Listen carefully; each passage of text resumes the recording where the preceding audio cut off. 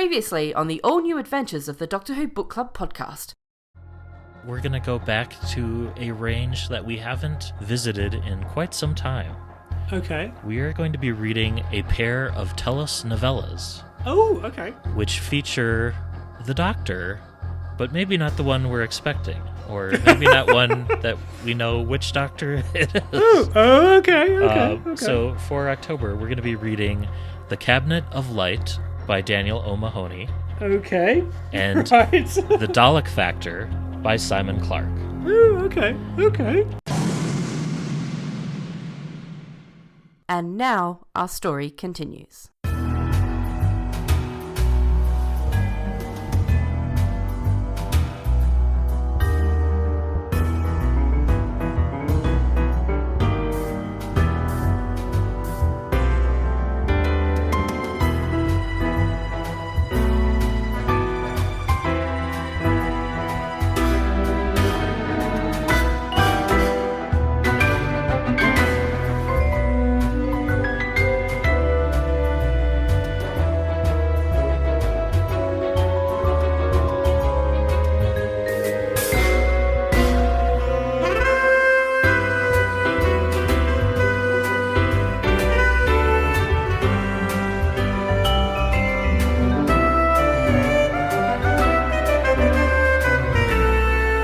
Welcome, everyone, to the all-new adventures of the Doctor Who Book Club podcast. This is Matt in Minnesota. Chris in South London. Happy October, Chris. Yes. Spooky season. It is indeed spooky season, yes. Our books perhaps might line up with that theme unintentionally. Yes, one even more so than the other. And for those who may just be joining us, we are reading a pair of novellas from Telos Publishing this month. But first, we have a little bit of book news to share. The latest in the Penguin Classics crossover line has been announced.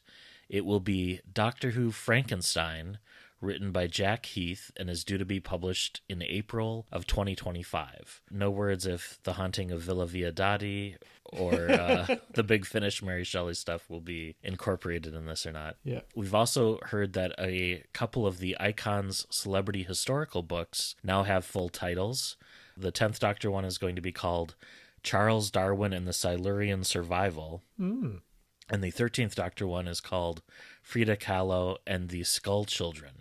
The third Icons book with Shirley Jackson doesn't have a title yet. That one's due out in March. Okay. And it also looks like there's a listing for a fourth Icons book on the horizon, July of next year, and this one is the Fourth Doctor and Sarah Jane Smith meeting Nigerian musician and activist Fela Kuti, who is credited as having created the Afrobeat sound. Yeah. But he also had 27 wives, so at once. Okay. It'll be interesting to see if the novel gets into that territory or not.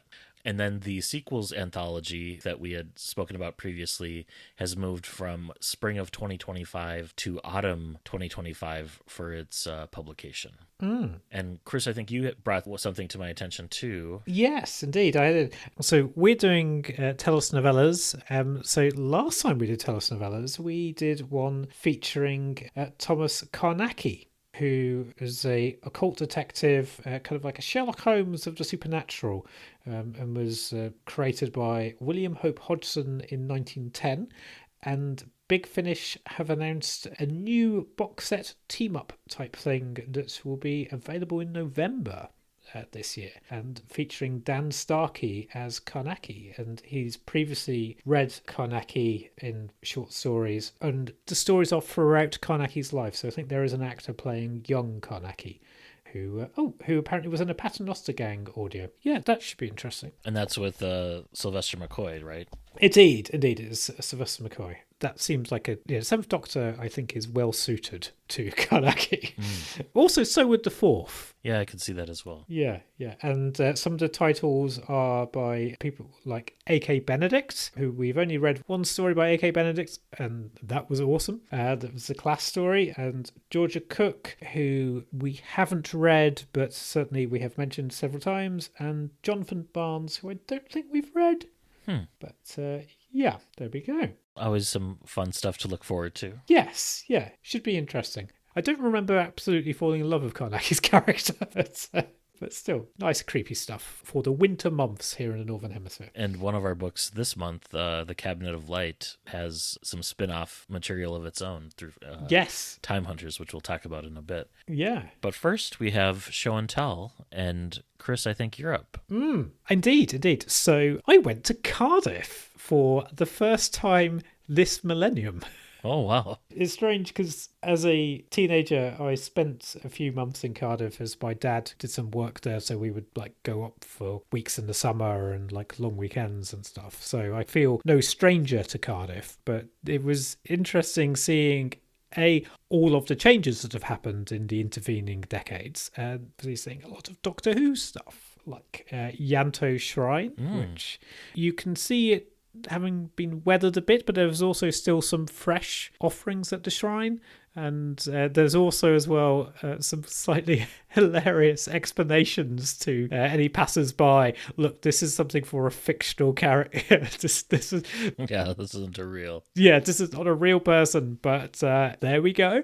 And it's in amongst various fancy restaurants on the bay. And right by the Torchwood Hub. So we went to Cardiff Castle, which has been used in several different Doctor Who tales. And it also has a fascinating history in its own right. It's where quite a few people from Cardiff sheltered in the walls during World War II. And I think those same bits of walls where they're doing the sheltering is in, I was nearly called it the Also People, the Matt Smith Ganger storyline. Oh, yeah. Yes. It's also where the Ironside from Victory of the Daleks was shooting at things, too, on the roof of the castle there. Or in the ramparts, I guess. And as we were wandering around the castle, we were being serenaded by hits from UK Garage because there was a festival on. So we were hearing Lisa Mafia and the Artful Dodger, names that might not mean much to folks from outside the UK, but it certainly was quite incongruous hearing what can best be described as kind of UK's answer to hip-hop whilst walking around quite a medieval castle. But it's absolutely stunning as Cardiff Castle. And the thing I found most surprising about it is it's a major thoroughfare. There were people walking through the castle to get to the festival. And I didn't think of it as like a public right of way. But then I remembered having been in the grounds of the castle. I kind of figured, knowing my parents, if it wasn't a National Trust property, we probably wouldn't have gone in. So like when we wandered around, I was like, yeah, there's some stunning artwork inside and beautiful rooms. And I had not seen any of those before. Cardiff is really nice and has changed a lot in some ways and also not changed in other ways. It's too bad the Doctor Who experience isn't still there. Yeah, that is now, I think, like a bar area made from shipping crates, or an artist area made from shipping crates, where the Doctor Who experience was. But we went out for a boat trip on the bay over to Penarth. And also, as well, I nearly forgot this, I made my short film debut. Because we got in contact with a friend of Lauren's was wanting some help because they were doing a short film, and so I had to play the part of a runner, kind of running in the background, and we were filming it on a street next to where Gavin and Stacey was being filmed like the next day. And so there were loads of signs sort of like saying, these roads are going to be closed. And the funny thing was how just unbothered people were that there was filming happening. Probably like similar to Vancouver, where there's always like something being filmed. Yeah. Describing it as a park is very much an overstatement. It was a little bit of grass at the edge of some trees that was basically privacy for somebody's garden. But we were trying to film it from various angles to make it look like a park as much as possible. And I did quite a few runs. I ran about 4K. But like some of that was just me trying to make sure that I was looking good and sweaty rather than someone who just freshly started. And who knows when that will come out. But all exciting stuff. I can't promise, dear listener, that if you go to Cardiff that you will end up in a short film yourself. I don't think it's compulsory. It was good fun. And I also tried to recreate a pose that Billy Piper pulled. Oh yeah, from Boomtown. You sent me the pictures for that one. Yeah, that was pretty funny. Yes, yeah. And we accidentally ate, I think, in the same location where the restaurant scene is in Boomtown. Ah, with Captain Jack and the Ninth Doctor. They see the photo of Margaret the Slitheen? Or are you talking about the dinner? Yeah, the dinner scene. Ah, okay. Yeah. I think it was that same restaurant. Certainly, I was looking to find it, and then I realised it might be where we've just been eating. Because it certainly changed hands quite a few times. It's now a nice Thai restaurant. Yeah, that is a lot about Cardiff. Well, I have Los Angeles for my show and tell. Cool. Good. So I was recently there for a friend's wedding, which was amazing. And we ended up staying at the LAX Marriott, which is, of course, home to Gallifrey 1. Yes. And it was nice.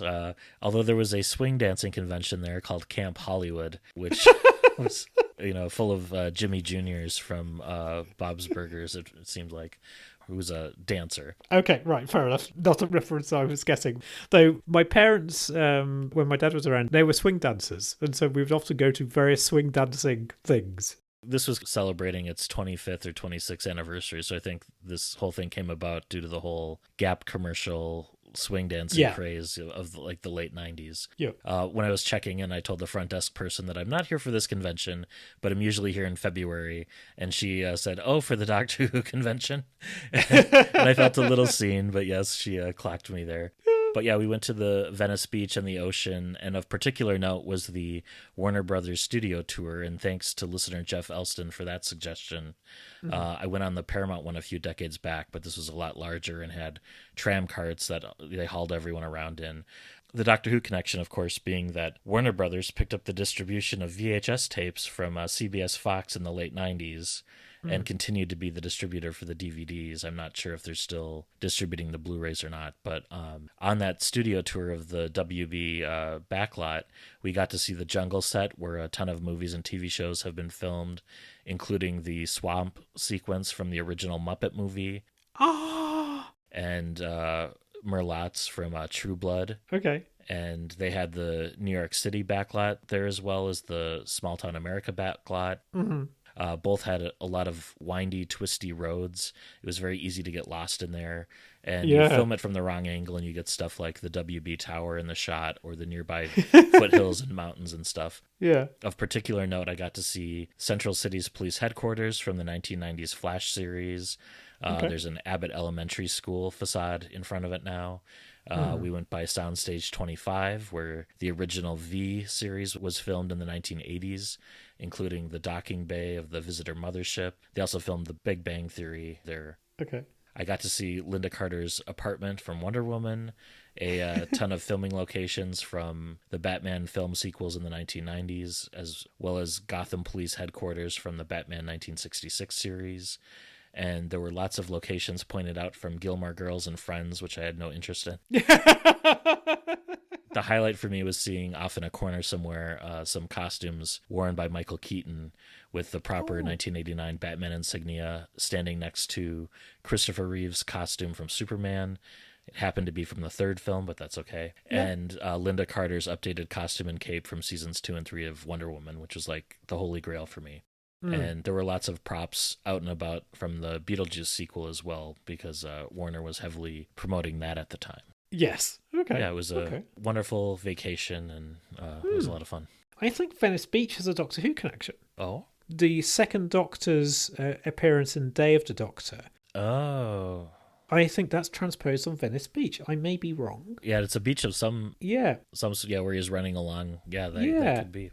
It's certainly in my head it's Venice Beach. Huh. That swamp set from the Muppet movie, did they use it in anything else? Oh yeah, it's been used in dozens, if not hundreds of productions. It's part of a jungle set. So they drain the swamp and then it's just like a asphalt, like tar pit sort of thing, but they can fill it up. And so like for the Jim Henson, they built a special little box for him to be in. Yeah. Okay. But yeah, we got to do like a nice little lap around the pond, and from certain angles. But there was one point in particular where it just kind of lined up perfectly with, the opening shot from that movie, and it was just really magical to see. Oh, fantastic! Venice Beach does have a Doctor Who connection, but not the one I was thinking of. In fact, I say Doctor Who connection; it's got a Torchwood connection. Oh, from Miracle Day. Okay. Yeah. So, should we just gloss over that one? Yeah, I suppose, yeah, it's another tangential connection there.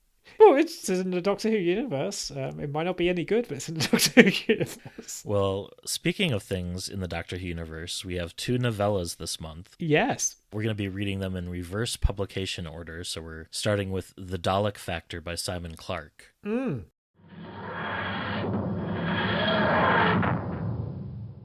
So Simon Clarke, I think this is one of his very few bits of Doctor Who work. Though he was also commissioned to write a story for the sequel to Schalke. Yeah, the Richard E. Grant thing. And 3 episodes were written, and then it got cancelled because the TV show was coming back. And it was called Blood of the Robots, or also known as Rise of the Robots. Oh, okay. I wonder why Big Finish doesn't pick that up as part of their Missing Lost Stories lineup, especially now that Richard E. Grant was recognized on screen in Rogue as, potentially being a previous timey-wimey incarnation. Yeah. And that project was going to be directed by John Ainsworth, so certainly they probably still have the scripts and stuff. It would just be a matter of getting Richard E. Grant to be in it. Yeah, I guess because Scream to Schalke wasn't amazingly well received, so I don't know whether. But there also might be some licensing issues. Who knows?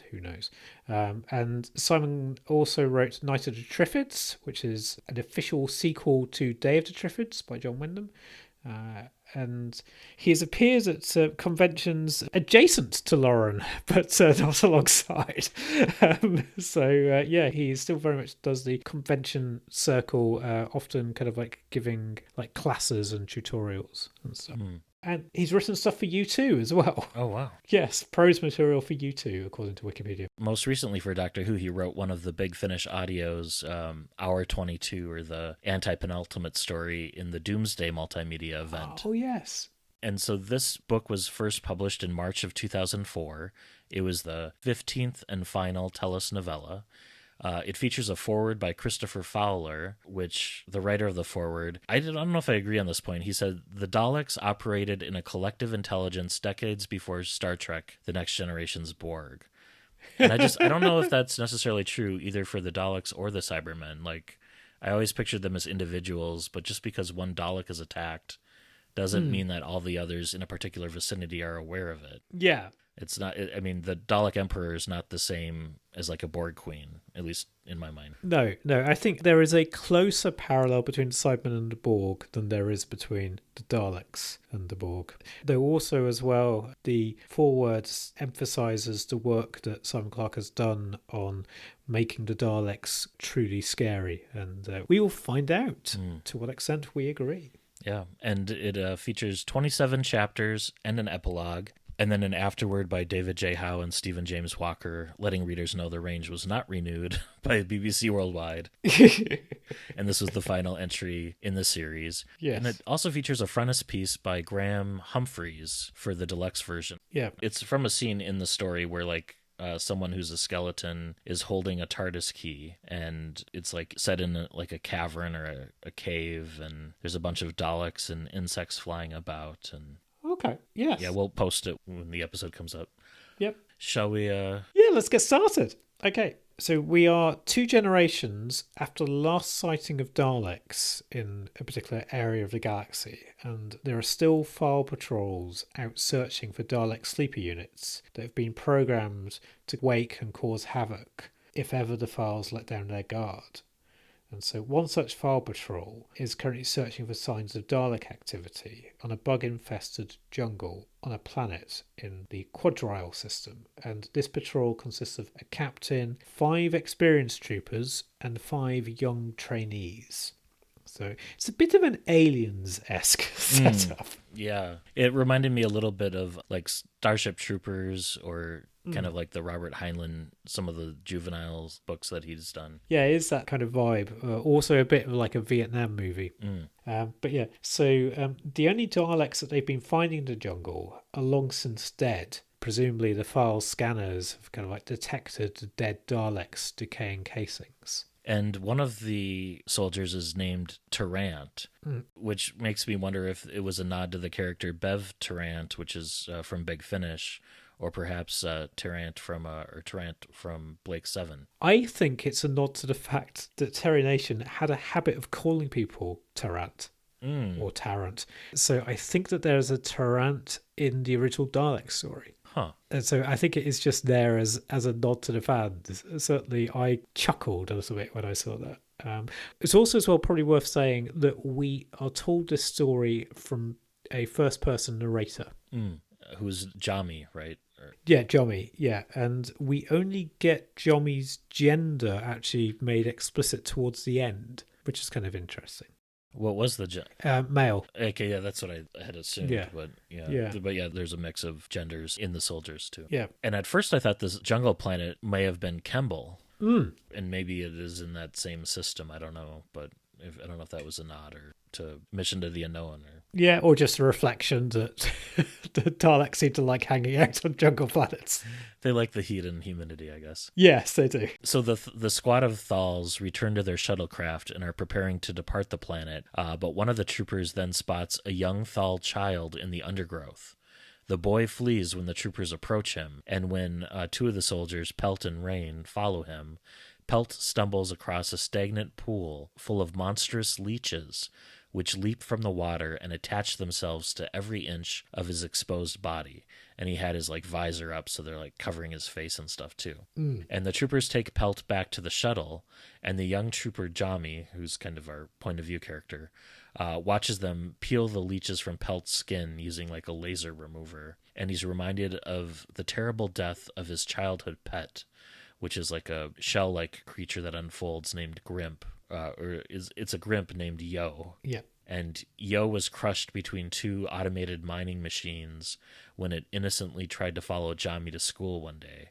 And it was a really kind of heartbreaking scene where he had to... He was trying to kill it to put it out of its misery, but failed to do so quickly and only prolonged its suffering. Yeah, yeah. And he's obviously thinking through that because he's figuring that at some point they're going to need to kill the trooper Pelt.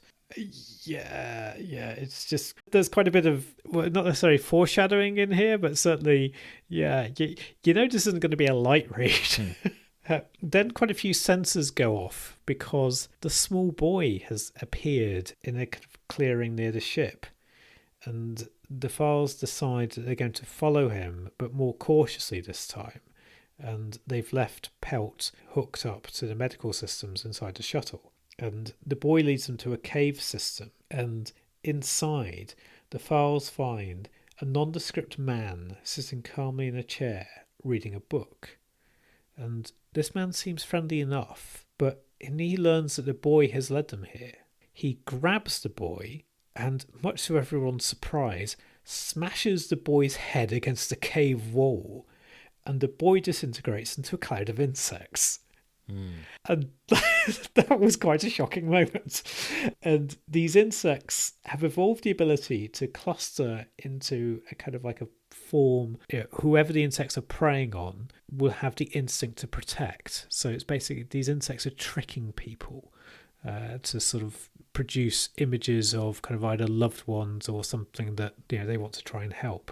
And the insect's plan is that once their kind of victims, in this case the Thals, would have kind of gone to sleep, they would have been burrowing into the Thals' skin and lay eggs inside their bodies, and the larvae would have eaten them from the inside out.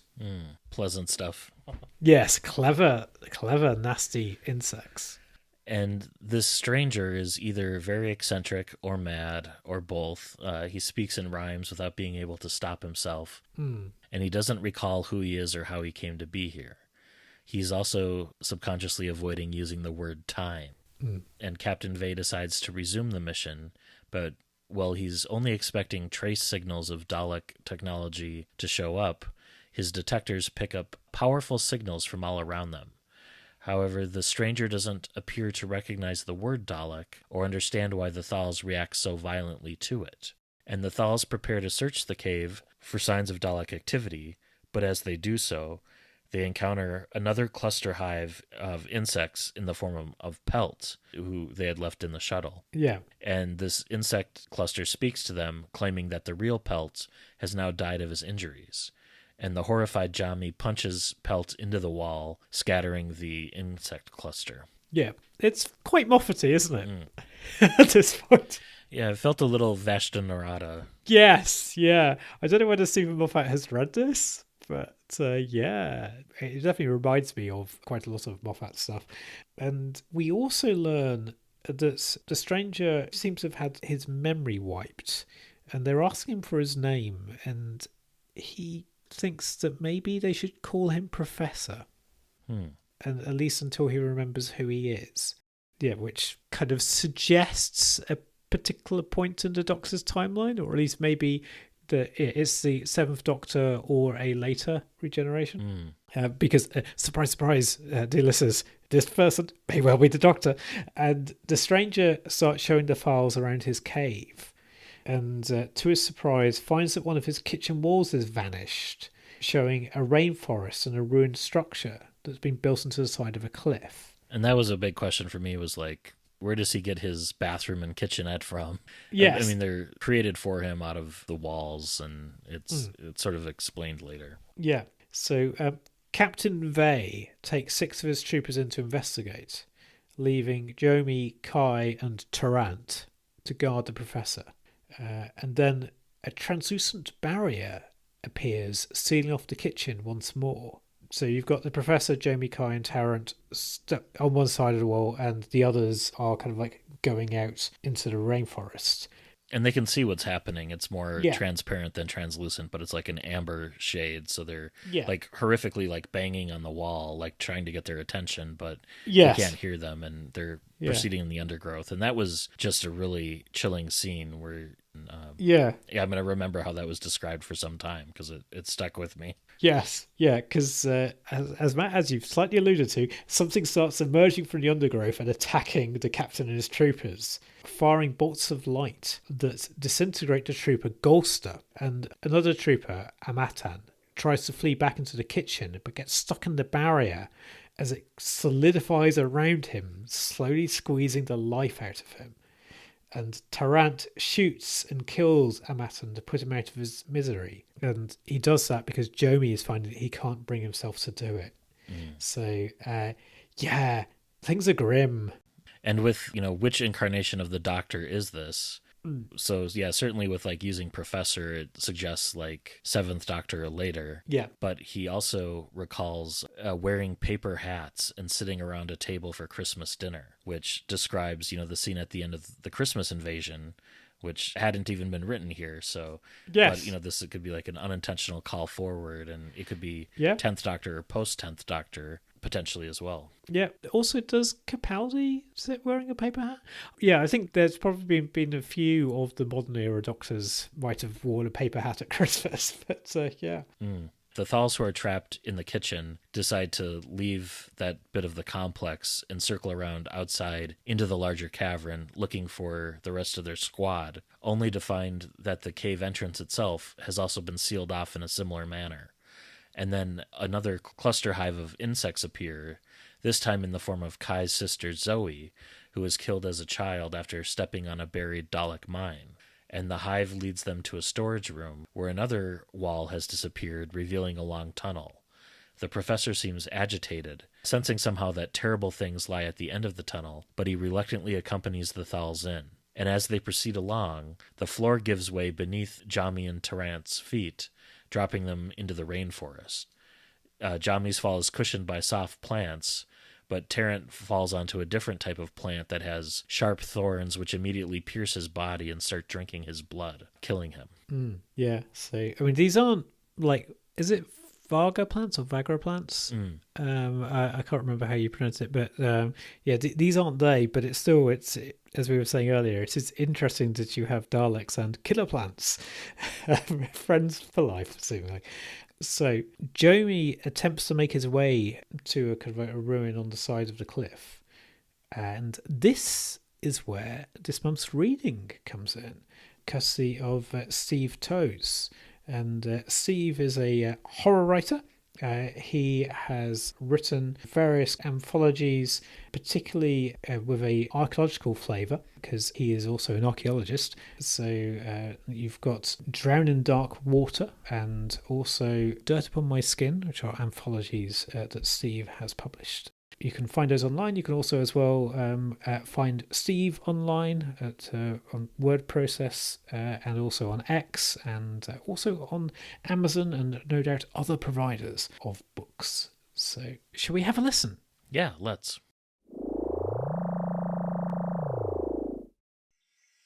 In front of me is what I take to be a stumpy tree, as tall as a man. Moss covers it with a vivid green skin, while more vines climb up its trunk to curl around its free remaining branches. Green surfaces, soft shapes, light diffused by a steam-laden jungle atmosphere. But that configuration of lines, the hint of deadly symmetry beneath moss. I know what this is. I leap sideways as what I'd misread as a tree stump twists on its own axis. The movement tears away, softly engulfing moss to reveal hard hemispheres that project from a metallic structure. The top rotates as well, shedding fallen leaves, snapping vines.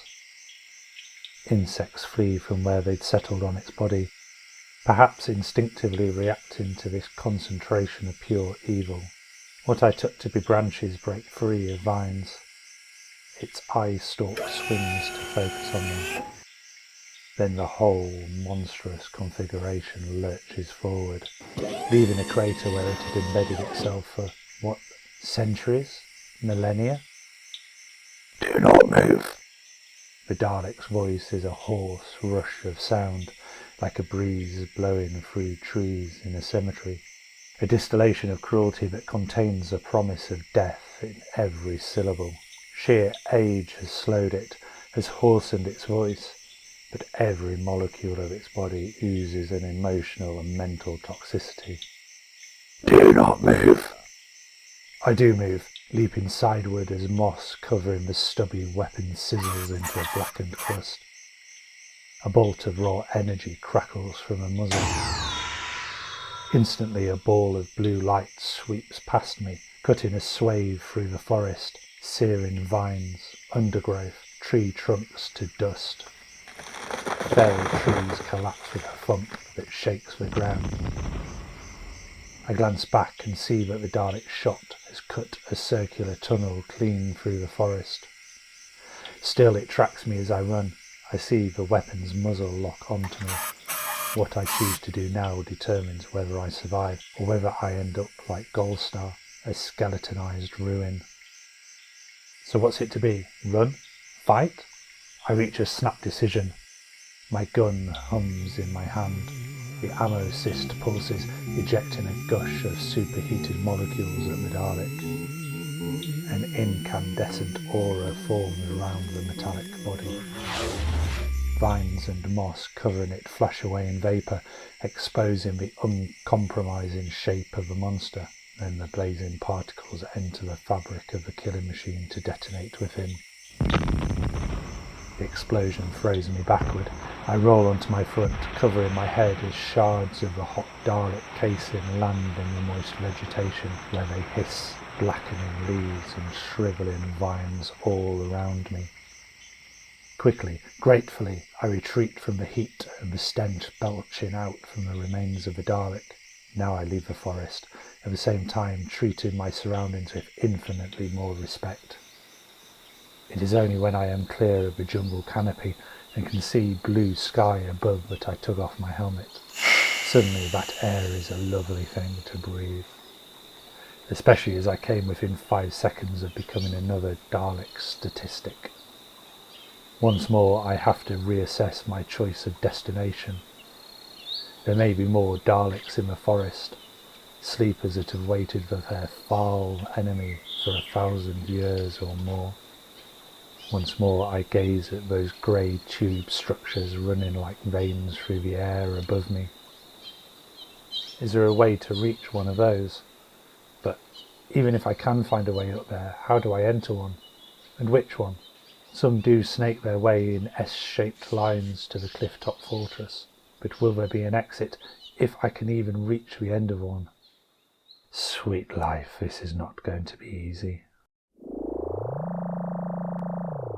Thank you so much, Steve, for reading that. Yes, thank you indeed. Right. Yeah, so that was quite a creepy scene. But yeah, so Jomi has managed to survive this encounter with the Dalek through kind of like quick reflexes, and then the Professor falls out of another of the tunnels, which crisscross the rainforest. And his fall is also cushioned, but he has quite the fall. It's like a very long fall. But the ground gives way beneath him, nearly dropping into an abyss. And he and Jomi realise that the ground in these parts is artificial. And buried under a nearby clump of plants, they find some abandoned electronic equipment, including a set of surveillance monitors. And all of this is part of an underground city that's been abandoned for so long that it's been overgrown by jungle. And they come across a series of monitors which reveal the fate of some of Jomi's squad mates. All of them, including Kai, have been captured and placed in various cells with different types of torture or endurance tests are being performed on them. So it's getting very like the Dalek version of the Sontaran experiment here. And the Professor peels away one of the flimsy portable monitor screens, so he's able to kind of keep a visual record as they progress, and they start heading for one of these Dalek buildings in the distance. And they're guided by a cluster hive of insects, which takes the form of an old man whom the Professor finds familiar and is described as pretty much like the first Doctor. So we know that the Professor isn't the first Doctor, at least. Yeah. And at the fortress, Jami is reunited with Dasari, another one of the members of the squadron. However, Dasari doesn't last much longer, and there are active Daleks hidden just outside the fortress.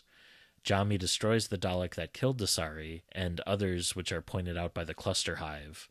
However, there are fewer Daleks than the Professor expected, and he's starting to believe that it was no coincidence that he and Jami were dropped out of the tunnel so close to the monitor screens, and they're thinking this is most likely a trap. So the cluster hive that looks like the First Doctor leads the Professor and Jomi to a set of doors, and the hive kind of like just dissipates sort of after telling the Professor that he has seen the old man in a mirror. Jomi opens the doors to reveal a series of monstrous plant and animal Dalek hybrids, some of whom beg him to kill them. That's quite a disturbing section. And the door seals shut again before Jomi can do anything about this. And the Professor reckons that this facility was in fact placed under quarantine by the Daleks. And his theories on this are cut short when Jomi opens another cell to reveal a humanoid skeleton wrapped in the coils of a dead snake and clutching a key which the Professor recognises instantly. And this is the frontispiece image.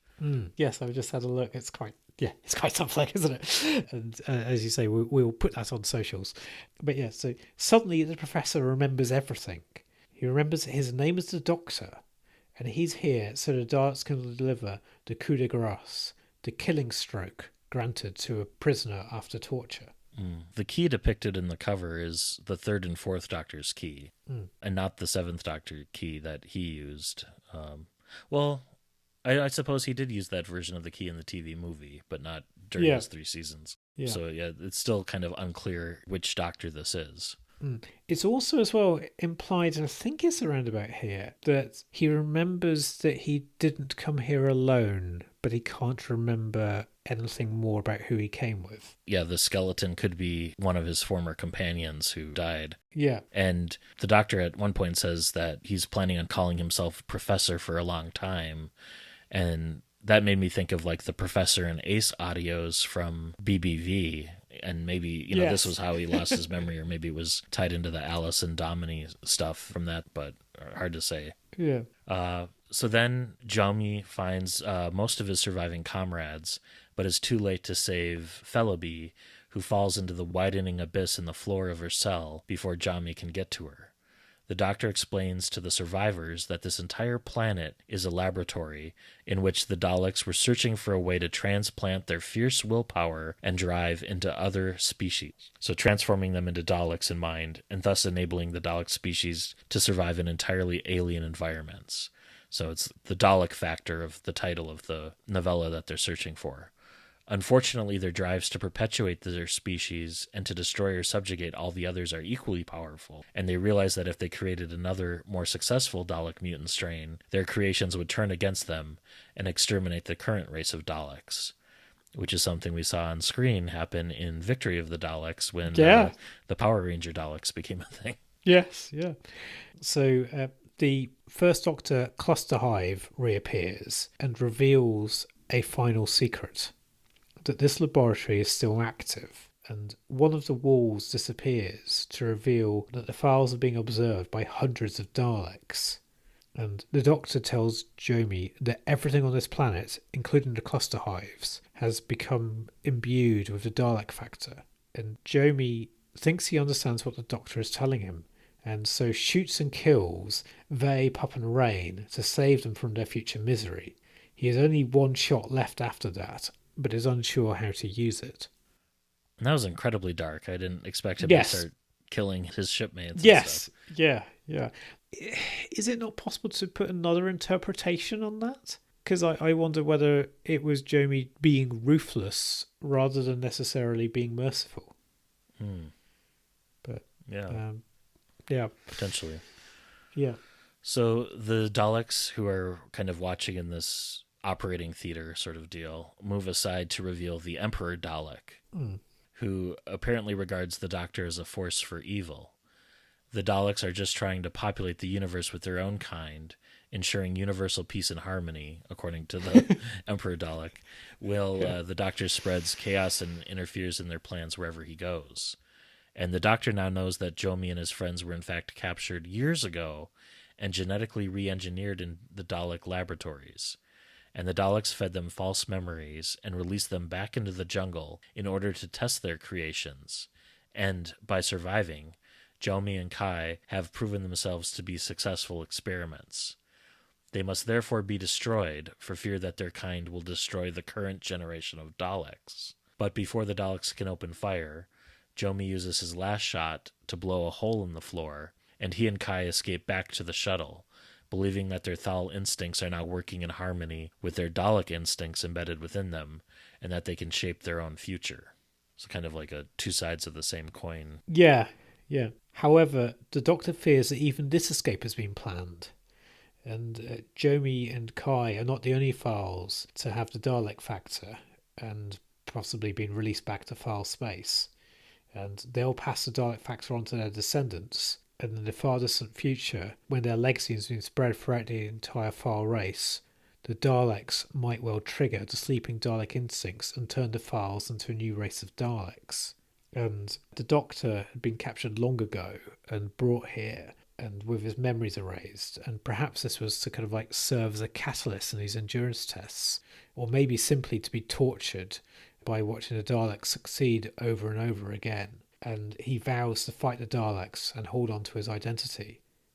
However, the Daleks take his memories from him again and return him to the cave, and then another foul platoon arrives. And that is where the Dalek Factor ends. Yeah, it's almost like this cyclical sort of thing. Yeah, or what could be like the final ever Doctor Who story. Yeah. And I wonder if it was always meant to end on a cliffhanger, or if perhaps that was a change once Telos learned the book line was cancelled. Because David Howe does make a comment in the afterword to the effect of, "Sorry, we're cancelled. You're stuck with an amnesiac Doctor in a cave." And that was going on a lot in the early aughts. I mean, you had like the Big Finish audio real time ending on a cliffhanger with Evelyn being cyber converted, and the Sarah Jane audios ended with, I think, her floating in space battling the Mandragora Helix. So, you know, there's a precedent for it, at least in some of the spin-offs. But yes. Yeah, what were your thoughts on this one? I really enjoyed it. It was quite, it was quite dark. And I found whilst I was reading it, Lauren was playing Muse in our front room. And I thought Muse is a very good soundtrack to this, because it's quite operatic in places, I think, or certainly it's quite intense. And the Daleks are really quite scary in this, because for the most part, they're there in the background. And also because the professor has this vague memory of what Daleks are, but he thinks maybe the Daleks are the plants. And you could also as well see the soldiers being frustrated with him and kind of wondering, well, look, do we just leave him for dead? So you're very much seeing the Doctor through other people's eyes. And I loved this. I thought it was excellent. What about you? It was a little too much on the horror side for me, but I did appreciate it quite a bit. I liked that there were so many chapters. It made it feel like there was a lot. You're making a lot of progress while reading it, and it did. In my mind, it did end with a little bit of hope, in that the cycle begins anew, and you wonder how many times the Doctor, and I was kind of picturing the seventh Doctor through most of this, even though, it could have been any number of Doctors. But, this time there is a difference in that he does have his TARDIS key on him. Yeah. And so it makes me wonder if, perhaps he'll be able to break out of the cycle the next go round, because it's a little bit of a different variable than had been, planned before. I do also agree, the Daleks were cold and calculating and merciless in this, and all the stuff with the insects and the flashbacks, with the various squad people and the folks that they had lost over the years, that was kind of heart-wrenching and stuff too. Yeah. I was very much engaged while reading it. Yeah. The ending on that sort of cliffhanger and loop felt just a bit unsatisfying to me. So I think I'm going to give this one an 8 out of 10. Okay. I think I'm going to give it 8 out of 10 as well. I mean, yes, it might have been nicer if it was tied up in a bow, but I also like the fact that it's just there as this as this weird thing. Cautionary tale of yes, don't land on a Dalek planet. And maybe this is an explanation as to what happens to Ace and how come the Seventh Doctor is how he is, and with his key. Yeah, it's certainly a version of events. It's another strike of the anvil, right? For Ace. Yes, it is. It is another strike of the anvil. But this is. Yeah, why have I not given this a higher mark? I don't know. I think I could have done with more of it. I could have done with it maybe as a book, but then maybe it's at the perfect length. But yeah, it's well written. As well. I mean, you can see that Simon Clarke, he's an acclaimed horror writer, and I certainly feel like there is a sense of dread throughout, and there's a lot of horror and scares that are delivered, but it's not all jump scares. But it was very good. Yeah, I enjoyed it. Very much. Same. Yeah. Well, shall we move on to the other novella we're reading for this month? Yeah. The Cabinet of Light by Daniel O'Mahony, an author who we have not read a novel of, but so Daniel O'Mahony he was born in Croydon. In 1973. Yes, and one of his sisters has made hats for Catherine, Princess of Wales. So, hey-ho, at least according to Wikipedia, that is. He wrote Falls to Shadow and The Man in the Velvet Mask, which is, I think, a noted missing adventure, shall we say. And he also wrote Return to the Web Planets, and he wrote Nothing at the End of the Lane, which I think is the only previous work of his that we've covered. And this one has a frontispiece by John Higgins, which shows London kind of covered in a green fog and like a giant sort of monster type creature, and I would say like a goth girl, maybe. Yes. As well as the main character, who's Honor Le Chasseur. Yeah. Which is French for huntsman or the hunter, which is appropriate because he becomes Time Hunter, which is a spin-off series. This was the 9th of 15 Telos Novellas published, and it came out in July of 2003 and features a foreword by Chaz Brenchley. And the Telos spin-off range ran from 2003 to 2007 for an additional 11 novellas. Which is not bad going for a spin-off series of a character in a one-off. Yeah, and this features a prologue and 8 titled chapters. And so this book opens with a police officer in Shoreditch who discovers an amnesic young woman on the streets of London.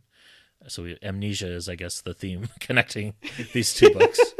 Yes. On the streets of London, dressed only in pink pajamas. And this is London of 1949, still very much under rationing and recovering from the war.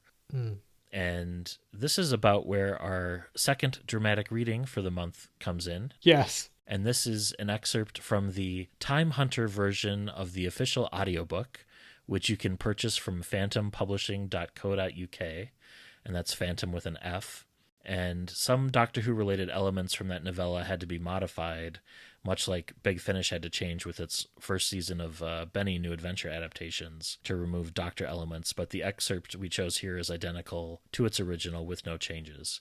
Incidentally, all 12 of the Time Hunter novels have audiobooks, some written by the likes of Lance Parkin and George Mann, and readers include Louise Jameson, Mary Tam, Terry Malloy, and John Leeson. And here we have Terry Malloy doing the reading, somewhat ironically, given our other novella was Dalek related. Yes. And introduces one of the main characters of the Cabinet of Light novella, Honor Le Chasseur. Let's have a listen. Le Chasseur rarely slept, but spent his nights drinking whiskey, sometimes vodka. He'd lost the capacity to get drunk in 1944 and took alcohol as an anaesthetic. His dreams brought forth monsters. They always had done. But London seemed to amplify them. Cheap whiskey was easy to find for someone with the right contacts, though Le Chasseur was beginning to suspect that his were wrong. Recently he had taken a consignment of meat from a reliable source. It had been a bad deal. The meat was rancid, almost green, crawling with maggots. He had wrapped a slab of the rotten meat in newspaper. The paper carried a report and a picture of a pretty, dazed-looking woman posing uneasily in light grey pyjamas. The image caught his eye, as sometimes important things would, but he decided it was just a sympathetic reaction. She looked out of place, another exile in London. The grainy picture rubbed off on his hands. Rationing would last a little longer. After that, the future was up for grabs. He dreamed of the future sometimes, of a hybrid London whose familiar skyline had been fused with towers of glass and steel. He sat cross-legged on his bed, dreaming with his eyes open. He'd had vivid dreams as a boy. Once he twitched and fitted on a street corner, while in his mind he was out on the bayou, fighting a muck-encrusted gold-eyed swamp monster. That was rare. Nothing to worry the conscription board. Then he was blasted through a Belgian farmhouse window, and the dreams became sharper. Sometimes they came true, and sometimes they didn't. That morning he'd managed to sleep a little and have ordinary dreams, and the first thing he said to himself when he woke was, "Doctor." But he didn't take it to mean anything. Around him, his apartment was Spartan and undecorated. He liked the clean bareness of the room, the raw plaster walls, the exposed plumbing, the pale brown wood of the floorboards. Sometimes he was forced to stow contraband here, most recently silk underwear and Russian cigarettes. He'd piled them in a corner, but still bristled at the clutter they represented. The most important things he carried in his head. He let few people in. This was his private space. He washed and dressed and inspected himself in the bathroom mirror. He'd let his hair grow since the army, neatly and down to his shoulders, and was cultivating a thin black beard and moustache. The black was shot through with premature lines of grey. He was already a distinctive figure in this neighbourhood, a colourful exotic with a slow, charismatic smile and coffee-dark skin. There were disadvantages, but sometimes it helped to be hidden in plain sight. His reflection stared back at him, hypnotically. He had prominent eyes, icy white with deep brown pupils. He practised a rogue's grin. He practised a big, confident stare. He brushed his teeth, mouthing phrases in a bad English accent. "Splendid. I beg your pardon. Good show." His mouth was a slash on his face, frothing with smuggled American toothpaste. He never slept, but he always felt good in the mornings. Something in the unrationed daylight of London made him feel free. The one thing Lechasaw knew he would never adjust to was the winter. It was always so cold here. Even in summer the temperature couldn't touch the coldest New Orleans day. He pulled on his black leather winter coat before leaving. He'd also taken to wearing a hat, not so much because of the cold, but because it kept the dreams trapped in his head. Cheers, Terry. Yeah, Tartel. Thanks for reading that. You can listen to a longer 15-minute plus excerpt from the novella available on Phantom's official YouTube channel, and we'll include links in the show notes for both of our dramatic readers today. Yeah. So as we heard, Honor Lechasseur is an expatriate American GI who was badly injured during the war but is now virtually recovered. And he's a Black American from New Orleans. And he sometimes has glimpses or impressions of the past and future when he looks at people or objects, but doesn't know what to make of these visions. So he's kind of time sensitive. Yeah. And he now works as a fixer, someone who's walking the border of legality to get people what they need, even in times of rationing. So kind of black market type stuff. And he's not a detective, but nevertheless, a woman who identifies herself as Emily Blandish hires him to find her missing husband, who apparently vanished into London's seedy underworld. And she won't or can't give her husband's name or even describe him, but only refers to him as the Doctor. And she gives Honor a key which will identify him to the Doctor when the time comes.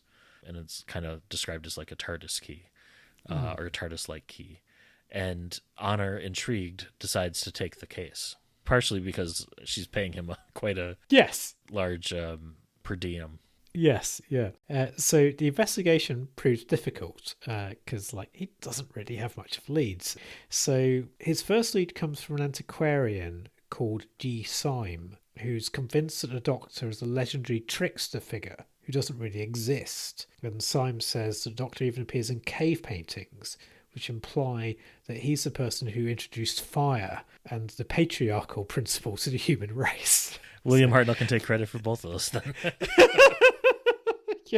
Yeah. Thanks, I guess.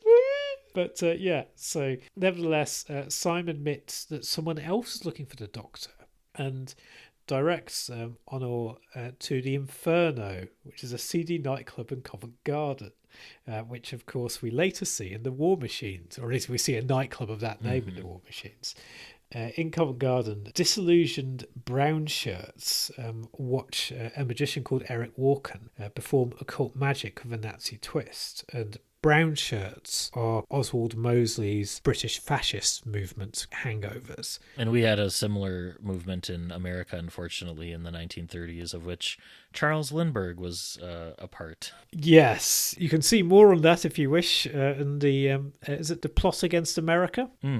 TV series and book, and echoes of Remembrance of the Daleks in this as well, because I can't remember the name, but there's that faintly gangland-esque figure who runs a garage, who's working with the Daleks, who wants to be on the right side of this war in 1963. Ratcliffe's gang. I couldn't remember Ratcliffe's name, but yes. So yeah, so it was definitely it was a thing at the time. But yeah, so Walken greets Honor with contempt and refuses to answer his questions. And there's, shall we say, I was going to say a hint of racism. I don't think there's a hint. A lot of racism. I think there's a lot of racism. And it's interesting too, so Honor's described as having coffee dark skin, long hair, a thin mustache. And I was picturing Louis from the recent Interview with the Vampire series, who's played by Jacob Anderson, aka Vinder from Flux. Oh, is that Vinder? Oh, okay. Yeah. Okay, cool. Yeah. So I'll tell Lauren that because she really loves Interview with the Vampire, and she maybe that'll convince her to watch more Jodie. I don't think so. I think that ship has truly sailed. But yes, she found Vinder a bit of a mystery, but not in a good way. But anyway, so Honor breaks back into the Inferno nightclub later, and he finds newspaper clippings about the girl in pink pajamas, So it was the woman who walked out of the fog some weeks ago with no memory of her past that we heard about earlier. With that opening with the policeman in the fog in Shoreditch, that made me momentarily check the cover to make sure I wasn't reading Shroud of Sorrow accidentally by mistake, Yes. even though I know that came out later. But there's a great little reference here where Daniel O'Mahony says, "The girl in pink pajamas was a distraction for dangerous times. She took up the front pages and kept the frightening business of the day folded within." Yes. There are plenty of distractions that the press find themselves at times like that, and times like these. But yeah, so Honor also overhears Walken telling someone that the Doctor visited the nightclub that day, and that Walken and his cronies must therefore delay their plan to kidnap the girl in pink pajamas. And Honor returns home to think about what he's learned, but he ends up being kidnapped by 3 thugs who take him to a manor house inhabited by a woman named Messiter, who's depicted on the illustration as kind of the goth-looking woman. Yeah. Messiter looks Honor over and loses interest almost at once, realizing that despite his aura, he's not the man she's been looking for. And so that also makes me think, like, oh, can she see, like, the character we saw in Walking to Babylon, where, you know, kind of detects time travelers with a certain sort of aura. And assuming that Honor is working for Walken, she orders him to tell Walken, who's like the Nazi magician in the Inferno Bar, that she has the Cabinet of Light and will kill anyone who tries to take it from her. And her lieutenant is a hulking figure named Abraxas, who speaks in a buzzing mechanical voice and is that Hulk sort of cyborg type creature depicted on the cover, who also looks very steampunk-esque. Yeah. Like something out of BioShock maybe. And takes Honor back to his flat, warning him that he will tear Honor apart if he interferes further. So the next day, Honor visits the girl in pink pajamas and notices that someone, who he assumes to be one of Walken's spies, is watching her house. And the girl's landlady, Mrs. Beardsley, is charging visitors for the opportunity to speak with her mysterious boarder. And I've been listening to quite a few, not so much true crime podcasts, but various historical podcasts where they talk about crime scenes and things from the early 20th century and late 19th century. And yeah, this kind of thing was a thing. It's the side hustle of the day, I guess. Yes, yeah. So at first, the girl assumes that Honor is like all her other visitors who want to exploit her in some way or another. But she then soon realises he's more gentle and is actually concerned for her. And she says that she remembers nothing of her past, and Honor finds himself telling her all about his own life. And when he tells her about his current job and mentions his client's name, the girl in pink pajamas finds it shockingly familiar, and then realises that that's her name. So she is actually the real Emily Blandish, not whoever it is that's hired Honor. And before she can remember anything else, the landlady, Mrs. Beardsley, afraid that Honor will take her tenant from her, and therefore her money source, has her son beat him and expel him from the house. And Honor realises that Mrs. Beardsley has been mistreating Emily as well, but there's nothing he can do until Emily decides to leave of her own accord. And so Honor then decides to report back to his client and find out what she's been hiding from him, but finds her cowering in her flat, frightened and armed against intruders. And when he makes his report, she dismisses Walken as a cheap, tawdry occultist with ideas above his station. And I was kind of casting Toby Jones in the Walken role in my mind. Yeah, that would be good casting. I also found myself thinking of like Christopher Walken. Yeah, it was as well, just from the name. And his client admits that her real name is Enid Cross, though her stage name is Miranda Sessions. And someone else told her to use the name Emily Blandish when she hired Honor, but she won't tell Honor who it was. All she will say is that she's gone behind Messiter's back to help him, and now that she fears reprisals. Abraxas, the kind of hulking Leviathan, then breaks in to take Miranda away, and when Honor tries to shoot him, the bullets have no effect, bouncing off his metal body beneath his trench coat, as he's this kind of organic mechanical hybrid that we described earlier. And Miranda shoots herself rather than let Abraxas take her. So we have two sort of... I don't suppose it was really suicide in the previous story, but No, but this is, yeah. And Abraxas departs, leaving Honor shattered by his failure to save Miranda. Yeah, so Honor sinks into despair and wonders whether the time has come to stop being a fixer and instead take on some new role. And a few days later, a new role is thrust upon him when masked men kidnap him and deliver him to Walken, who believes that Honor himself is actually the Doctor. And Honor plays along, realising that it might be dangerous to try to convince Walken of the truth. And Walken seems to regard the Doctor as an enemy worthy of respect and fear. And he reveals that he plans to steal the Doctor's magical cabinet of light, which he thinks will rob the Doctor of his powers and enable Walken to become the Doctor himself. And Walken seizes the key that Miranda had given to Honor when she'd hired him. And Walken gives this key to his mistress, Amber, for safekeeping. So it's all getting quite complicated and confused and also slightly farcical. And before the Cabinet of Light was revealed to be the TARDIS, I was picturing something like the container, was it the Cabinet of Souls of Charlie's people from the spin-off Class? Picturing like something smaller than an actual TARDIS. Yeah. So that night, Walken closes the nightclub and assembles his associates for a seance. And Amber is acting as the medium, focusing their mental energy in an attempt to spirit the Cabinet of Light out of Messiter's hands in the manor and directly into the nightclub. And the attempt to make the TARDIS materialize nearly succeeds, but at the last moment, Amber breaks the circle, and the club's waitresses, who are kind of like zombies, or are hypnotized, turn on Walken and his cronies, gunning them down. And Messiter has bested Walken, conditioning the waitresses to obey her rather than him. And Honor flees for his life, abandoning the TARDIS key as the Inferno appropriately bursts into flames behind him. And Abraxas and Messiter are waiting outside, but Honor manages to escape with the help of the man she saw watching the Beardsley home earlier, a man who now identifies himself as the Doctor.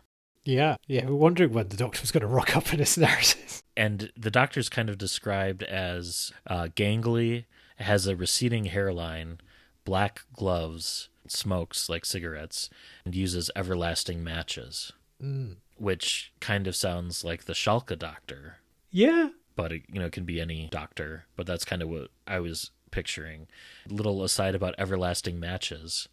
Those have never been shown on screen, but were first mentioned in David Whitaker's novelization of the first Dalek story. And here, they're said to be manufactured by the Eternity Perpetual Company, which was the company mentioned on screen in Carnival of Monsters as makers of like the power source for the miniscopes.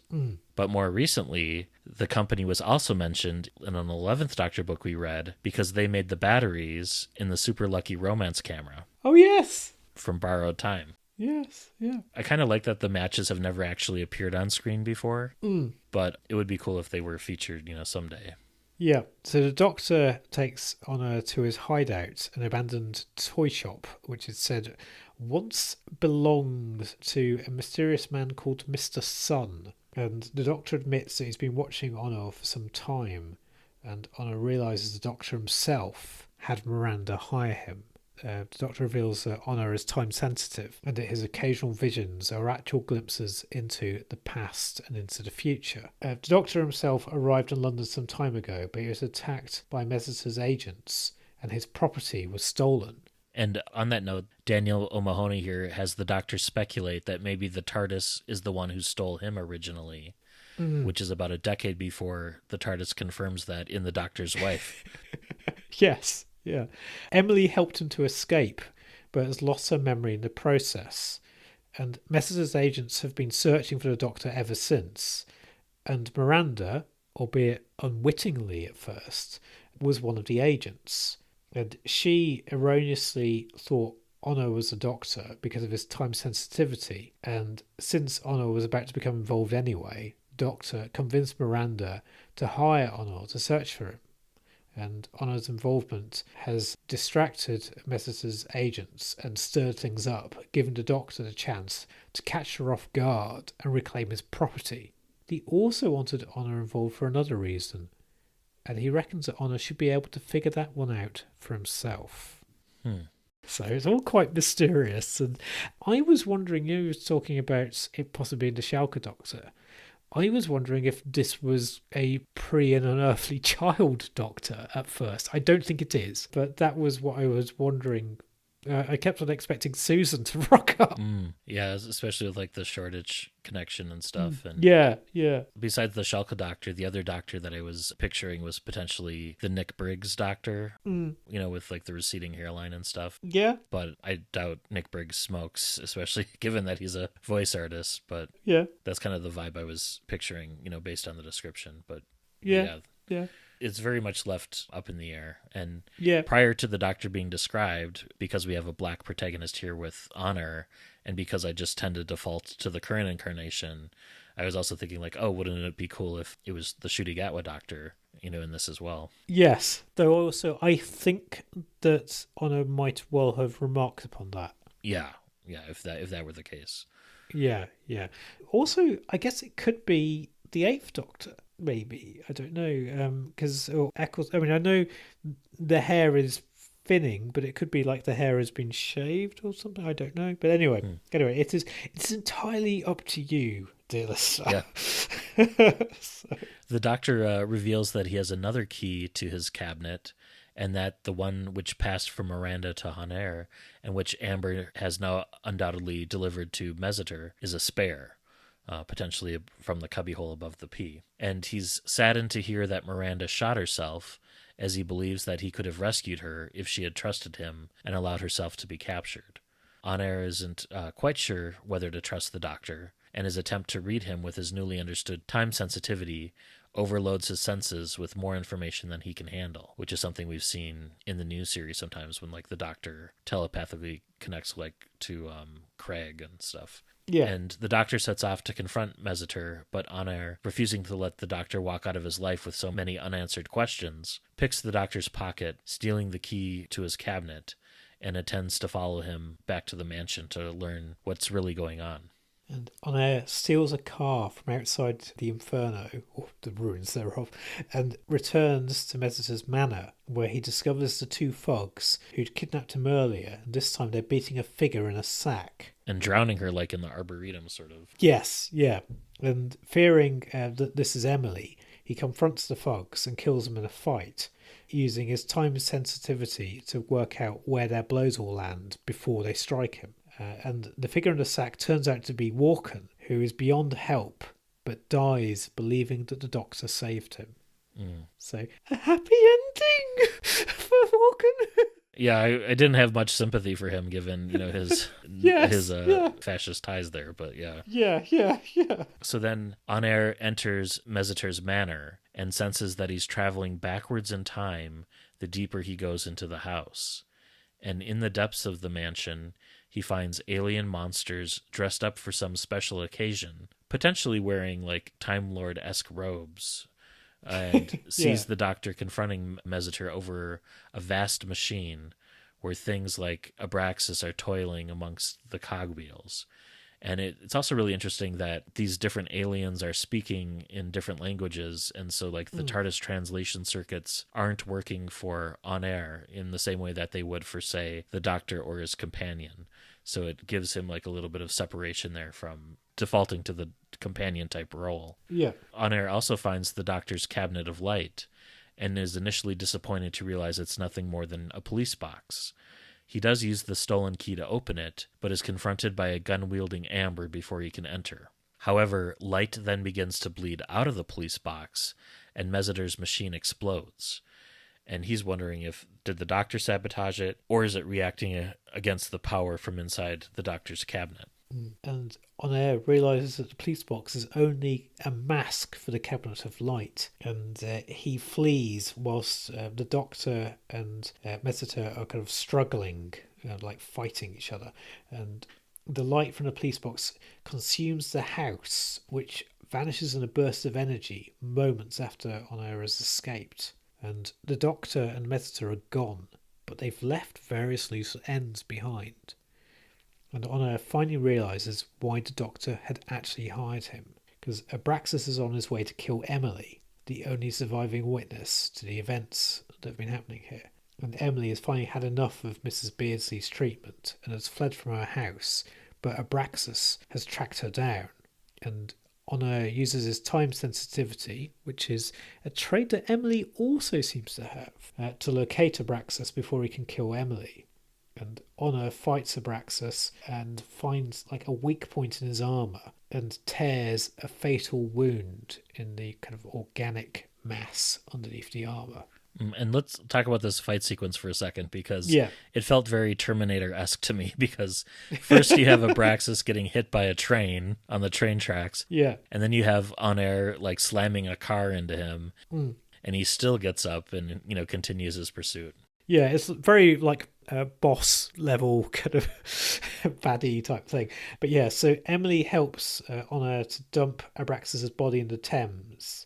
And as it floats away, the two of them return to London together, knowing that the Doctor sometimes needs to leave people behind to deal with things when he can't be there himself. If he survived this, because they don't actually know. That's Cabinet of Light. What do you make of it? I didn't like this one quite as much as the first novella, the Dalek Factor one. Yeah. But I did enjoy it in parts. Yeah. I felt that the atmosphere was really well described, and the tone, it was just really creepy and also felt horrific, you know, in a way. But there were just too many loose threads, and it was kind of had a very fragmentary narrative for me to score it, you know, as high as I did the other one. Yeah. What were your kind of thoughts about this one? It's interesting what you're saying about a fragmentary narrative, because I remember an argument that was used in Doctor Who magazine against like first-person narration, which this is not. This is a third-person narration, but saying that like when in real life one experiences adventures, you often don't actually know the full story of what's going on. Yeah, and so Honor doesn't quite understand exactly what's going on, but we're seeing it through his eyes, and I think it adds a kind of like a groundedness to it. Yeah, we're seeing a Doctor Who adventure. It's almost like we're seeing it through the eyes of Duggan from City of Death, where somebody's just trying to make sense of all of this weirdness that's happening. And I must say, I do have a soft spot for stories that show the Doctor how other people see them.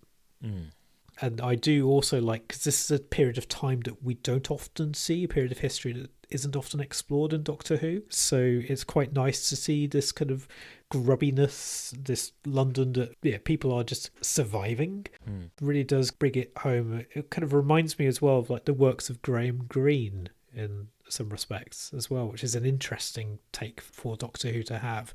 And it's not as horrific as I expected from Daniel O'Mahony, because it's quite... I would still classify it as like this one is horror as well. Oh yeah. It's interesting when you're talking about like inspirations and stuff, because like the novella quotes a Raymond Chandler, Philip Marlowe quote where he says, "Down these mean streets a man must go who is not himself mean and who is neither tarnished nor afraid."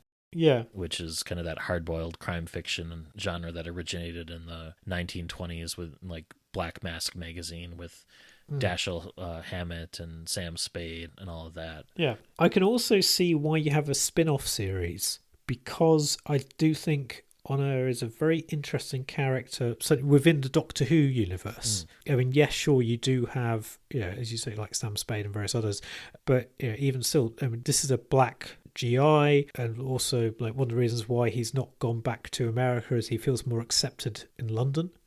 And there are various interesting threads, and so I'd never been particularly interested in reading the Time Hunter stuff, and now I'm more intrigued, I have to say. So yeah, but I mean, because I think his character really does come to life. How would you score this one? How did I score this? It's funny, before we started talking I thought I was going to score this a 7, and I think I've talked my way into an 8. Just because, how vividly Honor is brought and like in the world. Yeah. I enjoyed the Dalek Factor more, but still, I mean, I think The Cabinet of Light is definitely, it's an interesting read. It's also a different take. How about you? I have this one down as a 7. Okay. So that's funny that we kind of aligned on both of them. But I can see where you'd give this one like a low 8 and the other one like a high 8. Yeah. Apparently this one was highly rated when it came out, and it won the Jade Pagoda mailing list vote as the best prose for 2003 back in the day. Yeah. Yeah, and for me, the atmosphere and tone were just great, really creepy. And I do like how the Doctor's built up as almost this like mythical figure. Yeah. But his absence in the narrative leaves a big hole too. And for me, there's a lot of like smoke and mirrors going on, and somehow it's just not as satisfying because we don't get that full understanding of what's going on here. And Abraxas was built up so much that I was surprised when he was just completely like absent from the kind of the climax of the novel at the house, as was Emily. Although, we got the last chapter with the big fight sequence. Yeah. And then the TARDIS just sort of swallowing the mansion at the end. It just, that left me with a lot of questions too. Yeah. Have I ever spoken about The Spy Who Loved Me before, as in the actual book? I don't think so. So this reminds me of The Spy Who Loved Me, which the Ian Fleming James Bond novel, which is told from the point of view of a Bond girl. And I remember reading that in my early teens, and I found that really quite interesting. By all accounts, I should not reread it because I think that there's a fair few bits of attitudes and etc. that have changed since then. But she discovers Bond in, I think, the Rockies in a hotel, and like there is a Bond adventure that is happening, and that she is basically kind of like somewhere mid-narrative. And I found that quite an interesting twist, and it reminded me of that in so many ways. Yeah, and you're just seeing a Doctor Who adventure unfold. I know there are some people who suggest that it's implied in the narrative that Emily is a former companion of the Doctor. I'm not sure I got that. Yeah, I didn't get that at all from the read, but interesting. Yeah, maybe that's implied later in like the Time Hunter stuff or something, but as much as they can, given that they, for legal reasons, can't. Right. But yeah.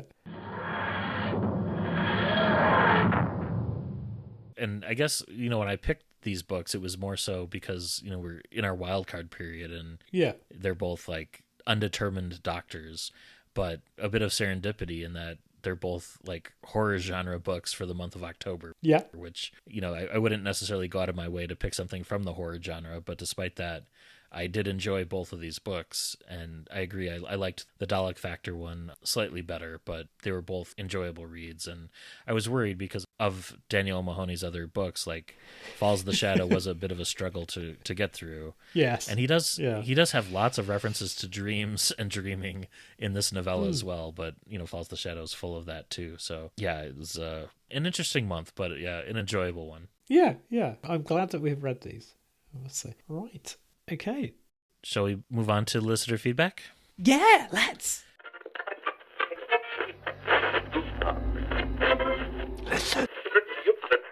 So on Facebook, we heard from Keith Say, who said that he loved the podcast, and the recent books that we've been chosen have been so nostalgic for him. And Keith said that it was strange times for these doctorless stories when the BBC took over the main range. And he also says that it was amazing how long the NAs lasted, the Benny New Adventures, though he did admit that he drifted away in time. So did I have to say as well, but there's some good quality stuff. And yeah, and I think Walking to Babylon is definitely one of the highlights of the range. But yes. And on Blue Sky, we've heard from Kate Orman. Who liked our post announcing Walking to Babylon. Yes. And said that our podcast will be fascinating to listen to. Yes. And that it's been a very long time. Yes. And she hopes that we enjoyed the book. Yes, we did. Listeners, as you can tell by our scores last month, we did very much enjoy it. Yes. So thank you, Kate, for the kind words, and I feel slightly embarrassed, but... Yes. Yeah, we haven't heard what she thought of the podcast. No. But we did give it high marks, so hopefully she enjoyed the discussion. Yeah, hopefully so. And hopefully Daniel and Simon have enjoyed as well if they've listened to this. Yeah. I might be in a room with Simon in October. but I won't point him in this direction because I find that awkward. Anyway, yes. Well, Chris, what do we have on deck for next month in November? What do we have? Yeah, well, so as I mentioned earlier, I went to Cardiff. So I thought, Matt, I'd take you back to Cardiff because you've been to Cardiff, but a fair old time ago now. So let's go back. Let's hang out with the Torchwood folk. Oh, okay. And let's read Pack Animals by Pete Angelides. Huh. Have we read anything by him before? I don't know if... We've read short stories by him. Okay. And of course, as well as long-term listeners will know, he interviewed me. In another series of the Chris has awkward encounters with Doctor Who authors. I might well recount that story later. Cool. Well, for November then, Pack Animals by Peter Angelides. Yes. And also, for clarity, interviewed me as in interviewed me for a job rather than interviewed me for kind of any Doctor Who stuff. Oh, that's right, yeah. I'm thinking, I best just clarify, yeah. Awesome. That's available in ebook. It's not available in audiobook, from what I can see, and I'm sure it will probably be lurking in various libraries and the like, so hopefully you might be able to find a copy if you don't have one. Excellent. Well, until next month, this has been Matt in Minnesota. Chris in South London. A happy reading. Stay safe.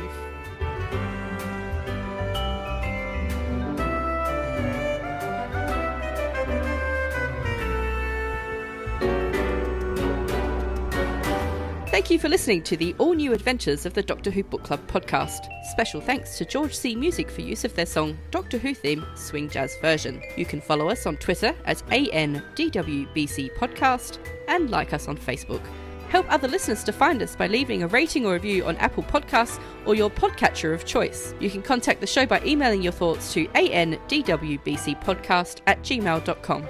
And until next month, happy reading.